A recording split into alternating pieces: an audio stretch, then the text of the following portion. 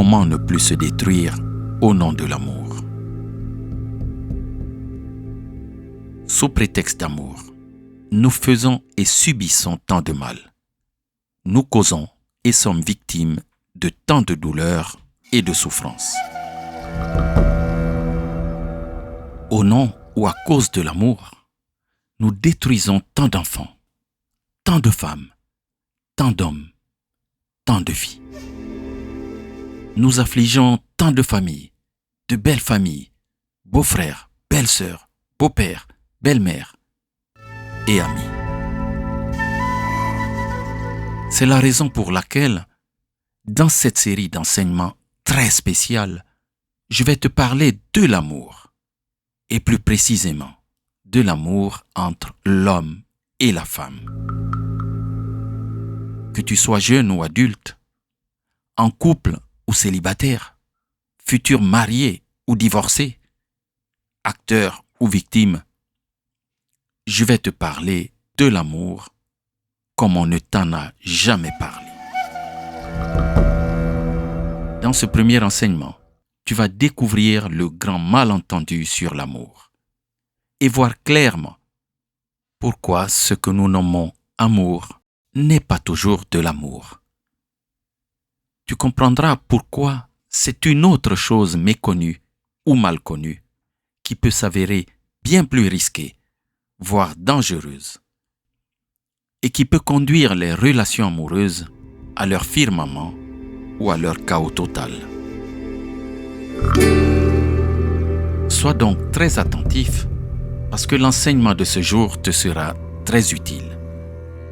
Si tu es nouveau sur cette chaîne, assure-toi d'activer la cloche des notifications pour t'abonner, car je publie au moins un enseignement chaque semaine et ne perds surtout pas l'opportunité de continuer à apprendre pour améliorer ta vie.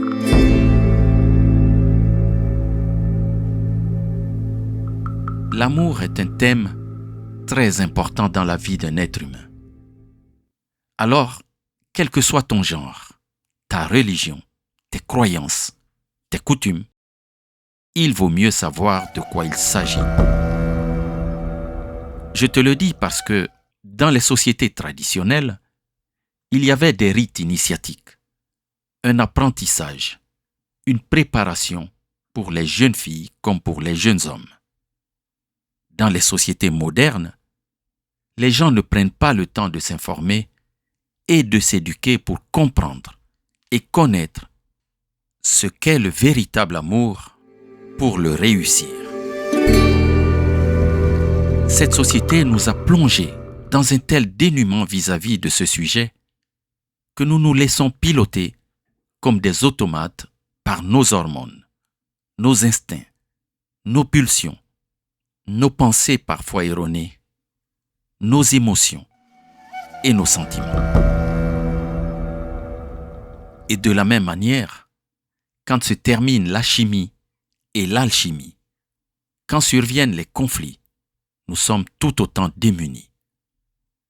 Nous résolvons alors nos problèmes d'amour comme les animaux, à l'instinct.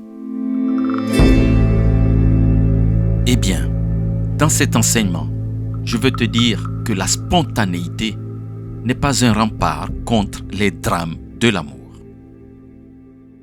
Je vais te démontrer que dans la vie comme en amour, l'ignorance représente le plus grand danger qui guette l'être humain.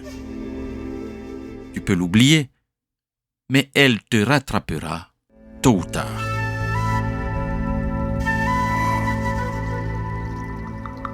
Cher ami, bonjour et bienvenue sur la chaîne Fédéralitude la communauté. Je m'appelle José Bert. Je suis l'initiateur du courant de pensée de la Fédéralitude qui vise, à travers nos clubs, à remettre de la bienveillance dans les préoccupations humaines, qu'elles soient sociales, économiques, politiques ou environnementales. Pour cet enseignement très spécial, je remercie particulièrement ma chère et tendre épouse, Crispina, pour son implication et son assistance lors de la préparation. La tentation est grande de vouloir te parler de ma vie. Mais je pense que ton temps est précieux. Plutôt que de rajouter des anecdotes dans ton mental, je vais te donner la connaissance qui te servira plus amplement pour réussir ta vie amoureuse. Pour que tu sortes ou ne fasses jamais partie des victimes de la méconnaissance de l'amour, car le véritable amour est un pouvoir sublime, presque magique. Je vais ici te livrer un des enseignements qui te délivrera des malentendus sur l'amour et des conflits de cœur. Un enseignement qui va constituer une étape importante pour réconcilier les deux principaux acteurs du devenir de notre humanité, l'homme et la femme. Pour comprendre ce que je vais t'expliquer, je t'invite à te mettre au calme, à éviter les distractions, les mauvaises pensées et à prendre éventuellement des écouteurs et des notes sur un papier. Avant de poursuivre avec les réponses sur ces problématiques, regarde autour de toi. Dis-moi dans les commentaires si tu connais des gens ou des couples qui sont dans des relations compliquées ou les ont traversées.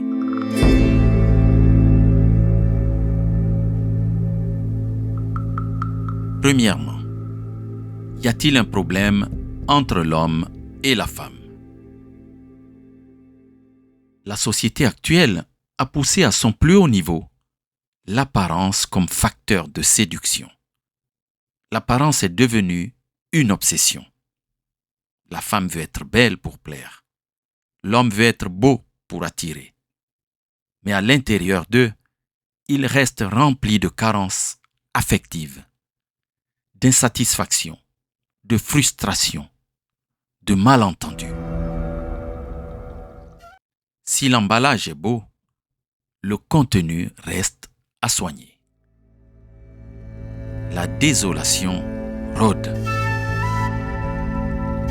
Le malaise se manifeste sous diverses formes. Le refuge dans les agences matrimoniales, l'érotisation à outrance de la société, la pornographie, l'onanisme ou masturbation, la prostitution, la solitude, le célibat, les unions à la va-vite, les séparations, les divorces, l'abandon des foyers, les infidélités de toutes sortes, les grossesses non désirées, les féminicides. À la fin du compte, on se retrouve avec la dislocation des familles, les enfants que l'on se dispute, les enfants qui se retrouvent dans les familles d'accueil, les jeunes que les parents refoulent de leur foyer familial sous prétexte qu'ils sont majeurs, des adultes et des personnes âgées qui sont abandonnées.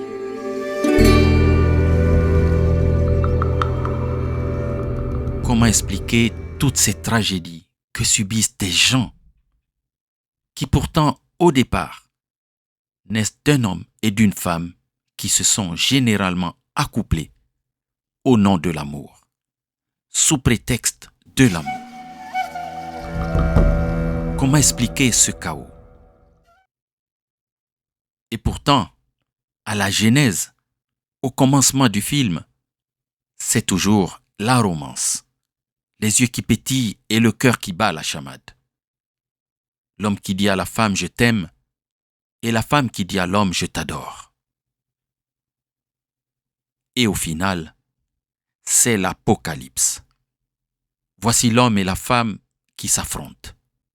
Ils ne savent plus ni pourquoi, ni comment ils se retrouvent dans l'arène.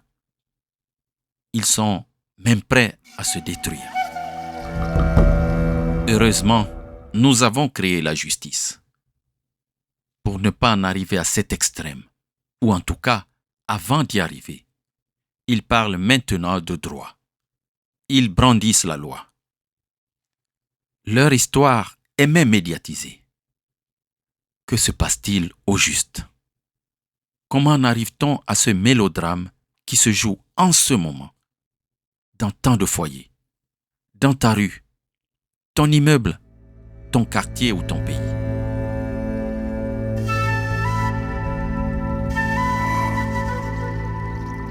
Deuxièmement, le véritable problème, c'est notre manque de préparation. Si tu veux t'engager sur un contrat ou si tu veux effectuer une acquisition importante, tu prendras le temps de t'informer. Prenons un exemple courant, l'achat d'un véhicule. Certes, tu es au départ attiré par la carrosserie ou la marque, mais en dehors de cet aspect extérieur, tu voudras vérifier d'autres critères. L'équipement, le confort intérieur, les performances du moteur, la consommation, etc. Tu vas prendre le maximum de précautions pour te garantir un bon achat. Mais quand il s'agit des relations amoureuses, les gens y vont totalement démunis, sans critères, sans repères, sans information, sans connaissance et sans sagesse. Et alors, si je fais un peu d'humour, l'amour leur tombe sur la tête comme le passant qui reçoit accidentellement les excréments d'un pigeon sur la tête et se dit que c'est la chance. Lorsque nous pensons à l'amour, nous imaginons rencontrer quelqu'un avec qui nous serons heureux ensemble pour la vie. On s'y dirige avec les meilleures intentions et cela est louable.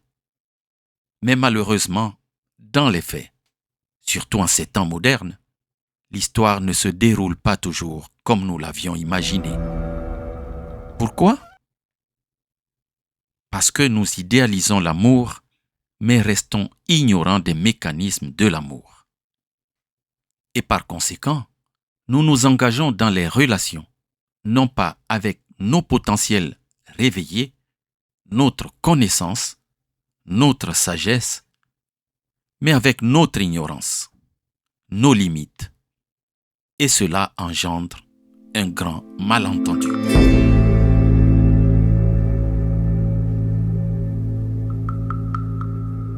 Troisièmement, le grand malentendu sur l'amour entre l'homme et la femme. Tu vas le découvrir maintenant. Les drames des faits divers nous instruisent. Au départ de toute histoire de couple, l'un et l'autre s'attirent. Ils se désirent. Ils veulent se compléter. Ils se sentent incomplets. Ils disent que l'amour peut tout. Ils disent qu'ils s'aiment. Ils se découvrent. Ils se mettent ensemble. Ils s'installent. Ils fondent un foyer. Un beau jour, les sentiments s'inversent. L'un ou l'autre du couple se lasse ou n'est plus satisfait. Là où il voyait des qualités, il commence à voir des défauts. Là où chacun fondait l'espoir, c'est la déception qui s'annonce. Là où chacun attendait le bonheur, c'est la douleur qui se prépare. Il y a un grand malentendu sur l'amour qui conduit non pas à l'unité, mais à la désunion. Non pas à la construction, mais à la destruction. L'un ou l'autre cherche maintenant à se détacher. Il cherche ailleurs ce qu'il estime que son conjoint ne lui apporte pas, ne lui donne pas. Il va une fois de plus à la recherche de l'amour. Il ou elle tombe amoureux ou amoureuse d'une autre personne, d'un autre corps. Le drame, la tragédie ne sont pas loin. L'amour physique évolue. Il est instable, fugace, volatile comme les désirs. Il change, il se fatigue, il vieillit comme le corps. Le corps, cette illusion qui piège l'amour. C'est l'amour charnel qui est source de malentendus, mais pas le véritable amour. Je t'invite maintenant à aller ensemble à l'exploration qui nous conduira à regarder avec lucidité ce que nous appelons amour et qui ne l'est pas.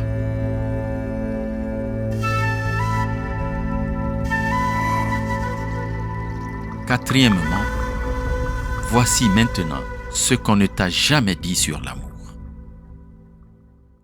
Tout d'abord, Est-ce que tu t'es déjà demandé si vraiment la majorité des humains construisent réellement leur relation amoureuse par amour?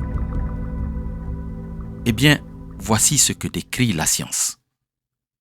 Nous tombons amoureux selon les mêmes mécanismes biologiques que ceux des animaux. Et la première chose que l'on ressent lorsqu'on s'accorde avec une personne, c'est l'attraction. Et alors, on dit « je suis tombé amoureux »,« je suis tombée amoureuse ». En réalité, on expérimente une phase purement biologique. Une phase par laquelle notre biologie nous montre qu'il y a une compatibilité génétique. Cette compatibilité a pour but la reproduction et cette dernière passe par l'accouplement. Il est très important d'avoir à l'esprit ces mécanismes car ils nous permettront de comprendre plus tard pourquoi certaines relations tournent au succès et d'autres à la tragédie. Il existe de nombreuses études scientifiques, dont certaines sont très vieilles, qui démontrent les réactions hormonales qui régissent cette phase où on tombe amoureux. Entre parenthèses, je suis passionné de beaucoup de choses, et notamment de médecine. À ce propos, c'est le métier que je voulais initialement exercer. J'avais même réussi le concours d'admission à l'école de médecine militaire de Lyon. Mais des circonstances de la vie me conduisirent plutôt vers les études d'ingénieur. D'ailleurs, je garde encore précieusement un très ancien ouvrage sur la thématique du couple et que j'avais acheté il y a plus de 30 ans. C'est dire que le sujet des relations amoureuses a toujours intrigué les scientifiques, les écrivains, les poètes et des gens ordinaires comme toi et moi. Effectivement, au cours de cette phase où on tombe amoureux, plusieurs hormones vont s'activer.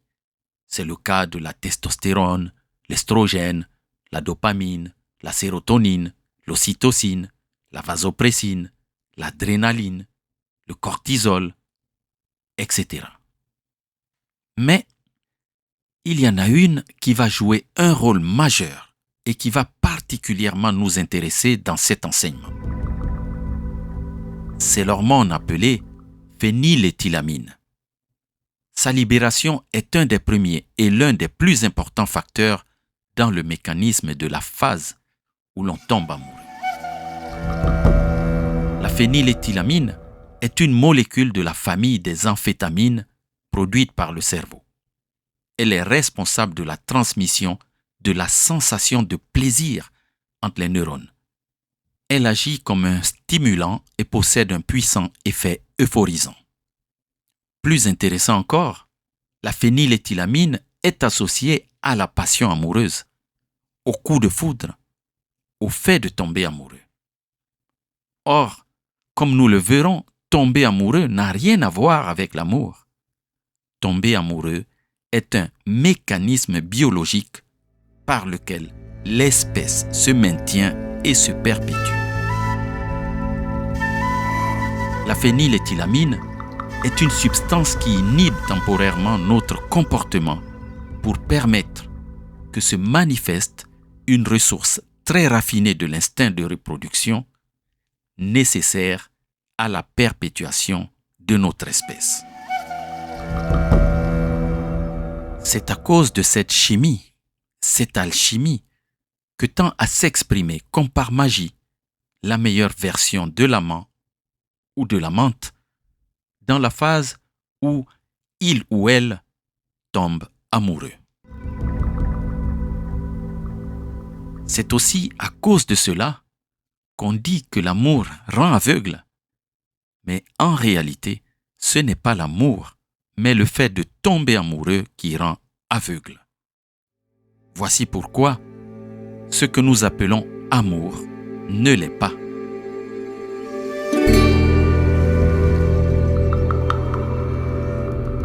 Cinquièmement, le début de la réalité amoureuse.